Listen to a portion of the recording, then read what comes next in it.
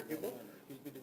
আৰু লগতে শিল্পী দিৱস সংস্কৃতি সম্বন্ধীয় যিমানখিনি বঁটা আছে এইটো আমি শিল্পী দিৱসৰ লগত সংগতি ৰাখি 17 জানুৱাৰী তাৰিখে প্ৰদান কৰা হ'ব আৰু বঁটাসমূহ যেতিয়া আমি প্ৰদান কৰিম শিল্পী দিৱস হোমেন বৰগোহাঁইৰ জন্ম দিৱস ভোগেশ্বৰ বৰুৱাৰ জন্ম দিৱস তাৰ 7 দিন আগত এই বঁটাসমূহ ঘোষণা কৰা হ'ব ধন্যবাদ আমাৰ কেবিনেটৰ বাকি সিদ্ধান্তসমূহ মাননীয় মন্ত্ৰী পীযুষ হাজৰিকা আৰু কেশৱ মহন্ত ডাঙৰীয়াই তেওঁ আপোনালোকক জনাব মই আপোনালোকৰ পৰা বিদায় লৈছো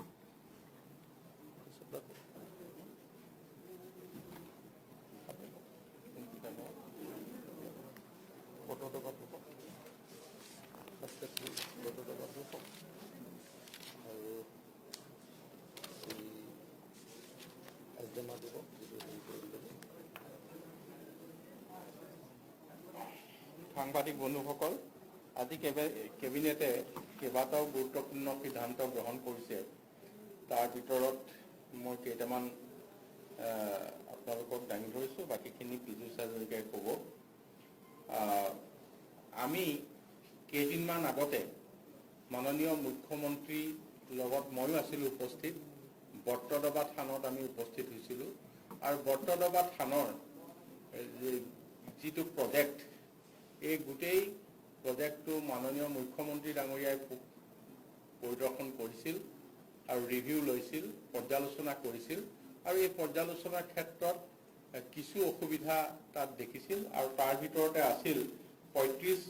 বিঘা দুকঠা দলুচা মাটি তেখেতসকলক আৰু অতিৰিক্তভাৱে প্ৰয়োজন যিটো প্ৰজেক্টৰ লগতে আছে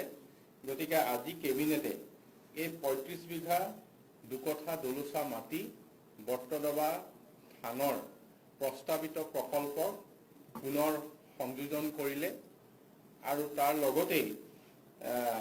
সিদ্ধান্ত লোৱা হৈছে যে সাংস্কৃতিক মন্ত্ৰী বিমল বৰা ডাঙৰীয়াই প্ৰতি মাহে এই প্ৰজেক্টটো ৰিভিউ কৰিব আৰু নিৰ্দিষ্ট সময়ৰ ভিতৰত এই বৰ্তদবা থানৰ লগত জড়িত এই গোটেই উন্নয়নমূলক প্ৰকল্পটো নিৰ্মাণ কৰি উলিয়াব ইয়াৰ পিছতে বানপানী আহি আছে এই সময়ছোৱাত আমি কিছুমান কথা যথেষ্ট অসুবিধা আগতে পাই আহিছোঁ তাৰ ভিতৰত হৈছে কি বানপানীৰ সময়ত আমাৰ যিটো ৰিলিফ আমি দিওঁ কোনো অসুবিধা নাই কিন্তু তাৰ লগতে আনুষংগিক কৰবাত স্কুল ঘৰ এখন ভাঙি গ'ল কৰবাত গৰু উটি গ'ল মহ উটি গ'ল ছাগলী উটি গ'ল অন্যান্য কিবা কিবি হ'ল গতিকে এইবিলাকৰ মেৰামতি আৰু যিটো ব্যৱস্থা এই ব্যৱস্থাটো ইয়াৰ আগতে যথেষ্ট এটা দীঘলীয়া প্ৰক্ৰিয়াৰে হৈছিল সেই দীঘলীয়া প্ৰক্ৰিয়াটো হ'ল কি তাত সকলো কথা সাৰ্কুল অফিচাৰে কালেক্ট কৰিব লাগে মণ্ডলে কালেক্ট কৰিব লাগে তাৰপিছত ডিসি তাত আহিব লাগে তাৰপিছত ৰেভিনিউত আহিব লাগে আৰু ৰেভিনিউৰ পৰা ইয়াৰ চেংচন দিওঁতে গোটেই প্ৰক্ৰিয়াটো ইমান দীঘলীয়া হয় 1.5-2 বছৰেও কেতিয়াবা সেইখিনি নাপায় এতিয়া আমি ঠিক কৰিছোঁ আজিৰ মানে কেবিনেটে জিলা উপায়ুক্ত সকলক ইয়াৰ কৰ্তৃত্ব দিবলৈ আমি ঠিক কৰিছোঁ কিন্তু কৰ্তৃত্বৰ সময়টো লিমিটেড 1 এপ্ৰিলৰ পৰা 31 অক্টোবৰ এইখিনি সময়ৰ ভিতৰত যিখিনি আমাৰ প্ৰাকৃতিক দুৰ্যোগত আমি ক্ষয়ক্ষতি হয় প্ৰাকৃতিক দুৰ্যোগ বিশেষকৈ আমি বানপানীটো লক্ষ্য কৰি লৈছোঁ যিখিনি ক্ষয়ক্ষতি হ'ব সেই ক্ষয়ক্ষতিখিনি তৎকালীনভাৱে তাতে মেৰামতি কৰিবৰ কাৰণে যদি স্কুল এখন ভাঙি গ'ল তাত 1.5 লাখ টকা দিব লাগে ডিসিয়ে তাতেই দিব পৰা কৰ্তৃত্ব থাকিব আৰু কিন্তু তেওঁ ইনচাৰ্জ মিনিষ্টাৰ যিজন থাকে তেওঁৰ লগত কনসাল্ট কৰিব লাগিব বা তেওঁ মনিটৰ কৰিব এই ব্যৱস্থাটো তাৰ লগত থাকিব আৰু এই দীঘলীয়া প্ৰক্ৰিয়াটো তাত বাদ দিয়া হৈছে কিন্তু অন্যান্য স্বাভাৱিক সময়টো যে ধুমুহা আহিল সেই সময়ত সেই ফাইলটো হয়তো আগৰ প্ৰক্ৰিয়াৰে ৰেভিনিউ বিভাগলৈ আহিব বা অন্যান্য হ'ব বছৰৰ এই বিশেষকৈ বানপানীৰ কথাটো চিন্তা কৰি সেই সময়ত যিখিনি দুৰ্যোগ ব্যৱস্থাপনাৰ ক্ষেত্ৰত আজি গৰু উটি গ'ল মহ উটি গ'ল অন্যান্য ক্ষতিপূৰণ ঘৰ ভাঙি গ'ল মেৰামতি কৰিব লাগে স্কুল ঘৰ ভাঙি গ'ল মেৰামতি কৰিব লাগে এই সকলো কাম 1 এপ্ৰিলৰ পৰা 31 অক্টোবৰৰ ভিতৰত এই সময়ছোৱাত উপায়ুক্তক কৰ্তৃত্ব দিয়া হৈছে তৎকালীনভাৱে লগে লগে ভঙাৰ লগে লগে বা সেই সময়তে তেখেতসকলে তাত সেইখিনি মেৰামতি কৰিব পাৰিব বা এইটো এটা মেজৰ এডমিনিষ্ট্ৰেটিভ দিব পাৰিব। এইটো এটা মেজৰ মানে আমাৰ এডমিনিষ্ট্ৰেটিভ ৰিফৰ্ম কৰা হৈছে 1 এপ্ৰিল to 31 অক্টোবৰ। তাৰ মানে আমি বানপানীক মূল মানে দুৰ্যোগ বুলি লৈ এই সময়ছোৱা কৰিছো, নহলে এই সময়ছোৱাত বানপানীত ক্ষয়ক্ষতি হোৱা লোকসকলে বছৰ বছৰ ধৰি কোনো ধৰণৰ যিখিনি সুবিধা পাব লগা আছে চৰকাৰৰ পৰা সুবিধাখিনি বা বঞ্চিত হয়। গতিকে এইবাৰ একেবাৰে তৎকালীনভাৱে ঠিক সেই স্থানতে এইখিনি সা সুবিধা পাব।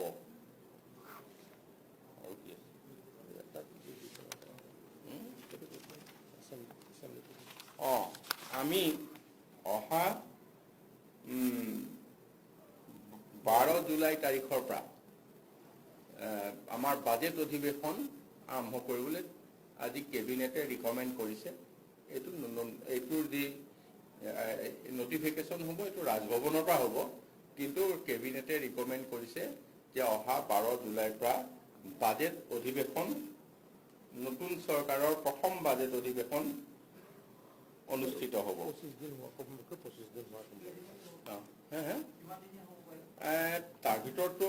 শনিবাৰ দেওবাৰ সাধাৰণতে বন্ধ থাকে। তাৰপিছত আমাৰ এটা ৰিচেছ থাকে, মানে বাজেট হোৱাৰ পিছত 10 দিনৰ কাৰণে বাজেট ষ্টেণ্ডিং কমিটিত যায়। গতিকে ষ্টেণ্ডিং কমিটিৰ পৰা ঘূৰি আহে। এনেকৈ মিলি আমাৰ 25টামান ৱৰ্কিং ডে আমি আশা কৰিছোঁ, আগতকৈ বেছি। সেই ধৰণে এইখিনি অৱশ্যে নিৰ্ধাৰিত কৰিব স্পীকাৰৰ কাৰ্যালয়ে আৰু বিজনেছ এডভাইচাৰী কমিটিয়ে। গতিকে মই মোটামুটি এইকেইটা কথা আপোনালোকৰ দাঙি ধৰিলোঁ, আৰু বাকীখিনি কথা আমাৰ পীযুষ হাজৰিকা ডাঙৰীয়াক মই দাঙি ধৰিবলৈ অনুৰোধ জনাইছোঁ।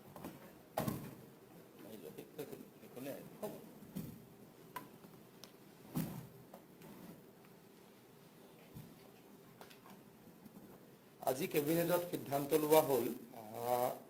এতিয়াৰ পৰা অসমৰ প্ৰত্যেকটো চৰকাৰী অফিচত প্ৰধানমন্ত্ৰী, ৰাষ্ট্ৰপতি আৰু গোপীনাথ বৰদলৈ ডাঙৰীয়াৰ ফটো লগোৱা হ'ব।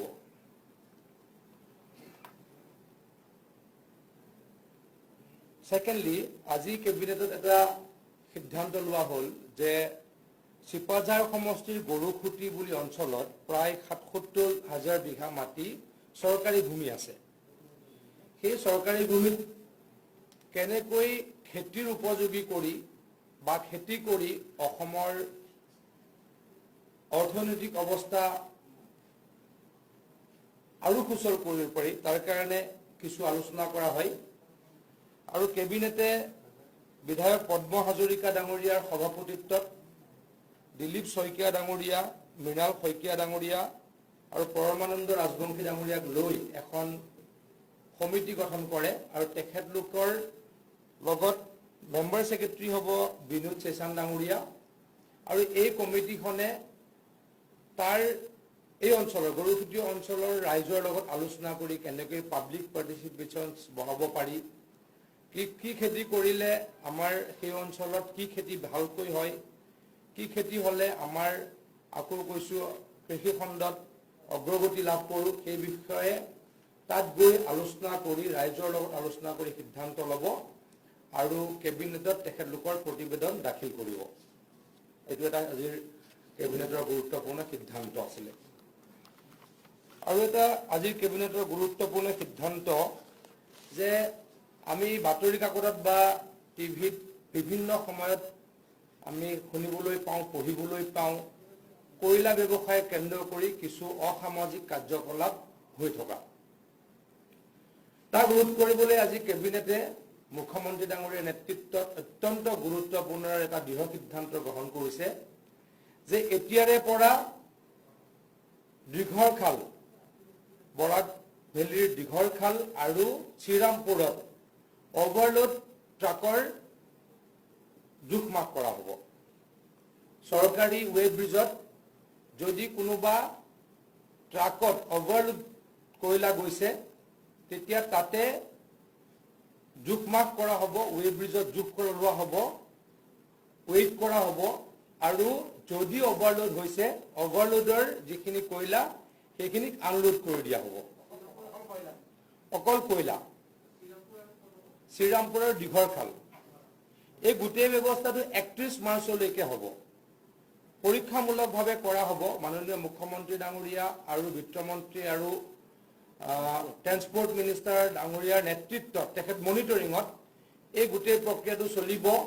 মই আকৌ কৈছো 31 মাৰ্চলৈকে পৰীক্ষামূলকভাৱে এই প্ৰক্ৰিয়াটো চলিব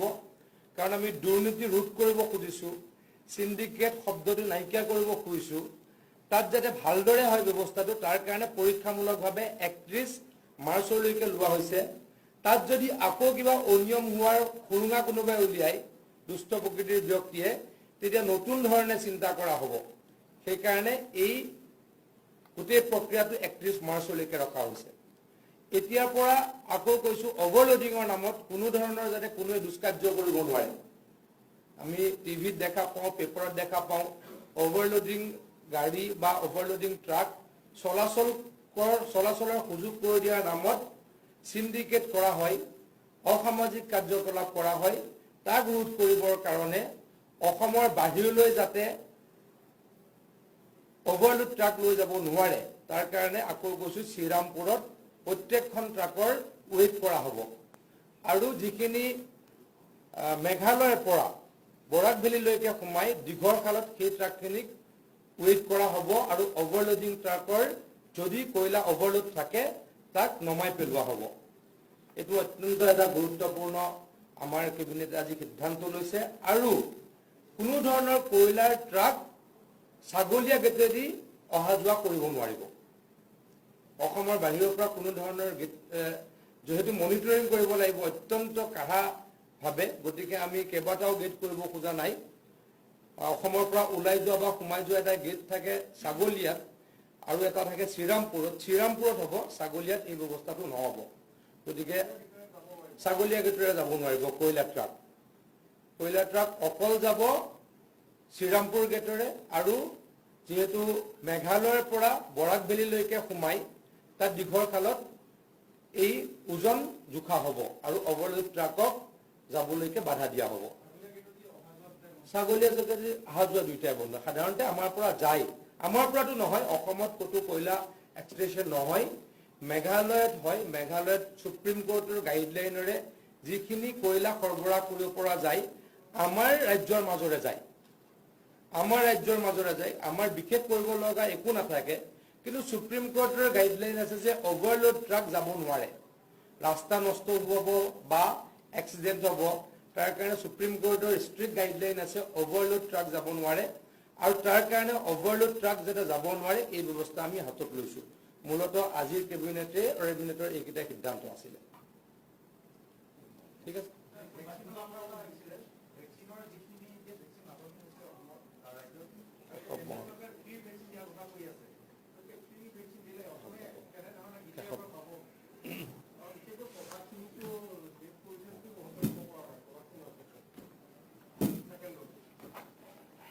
মাননীয়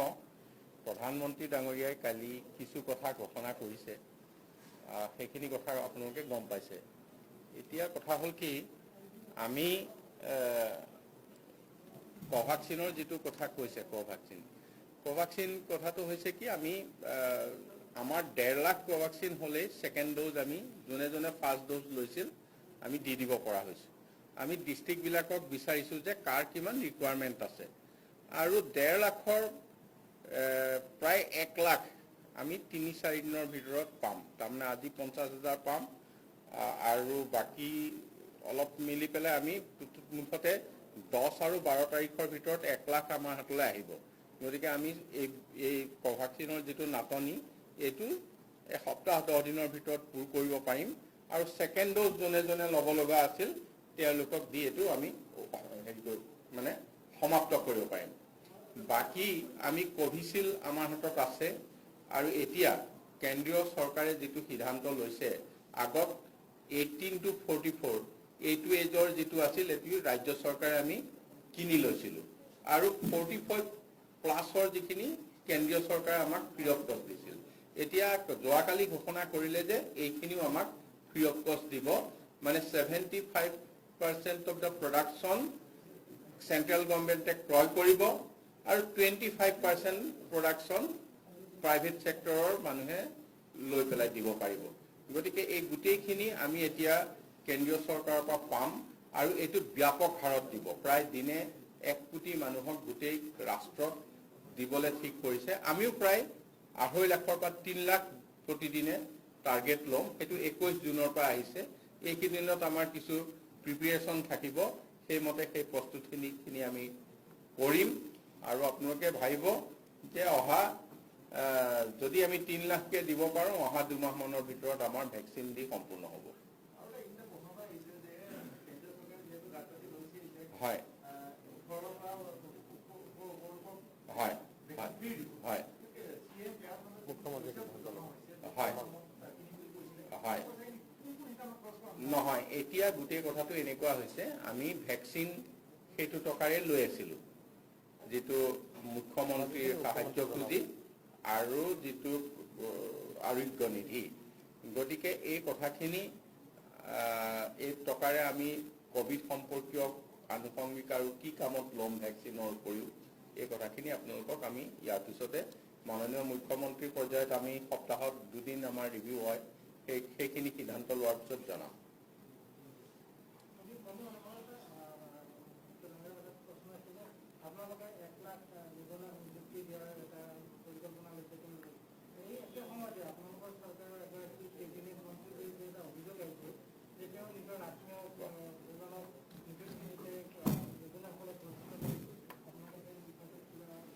আজিতো প্ৰথম কথা, আজি এখন কেবিনেটৰ প্ৰেছ ব্ৰিফিং। তথাপিতো যিহেতু বিষয়টো গুৰুত্বপূৰ্ণ, মই উত্তৰটো দিব খুজিছোঁ। যদি কিবা তেনেকুৱা ধৰণৰ অনিয়ম হৈছে, যদি কিবা কৈছোঁ, এই ক্ষেত্ৰততো ব্যৱস্থা লোৱা হ'ব।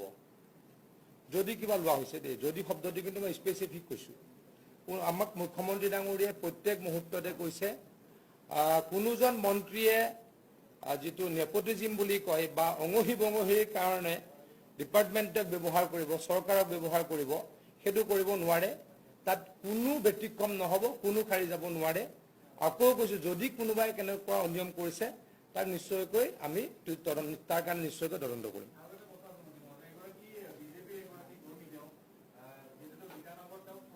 মই এটা কথা কৈছোঁ, আজি স্পেচিফিক, আজিতো স্পেচিফিক কেবিনেটৰ,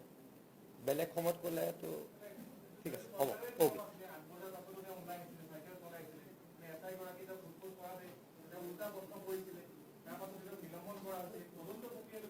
মই সেই বিষয়ে তদন্তৰ প্ৰক্ৰিয়াটো কি হৈছে মই নাজানো, কিন্তু মই যিটো দেখিছোঁ, মই ক'ৰবাত টিভিত নে পেপাৰত দেখিছোঁ যে যিজন যুৱক, মই কোন দলৰ কি দলৰ সেইটো মই নকওঁ, কিন্তু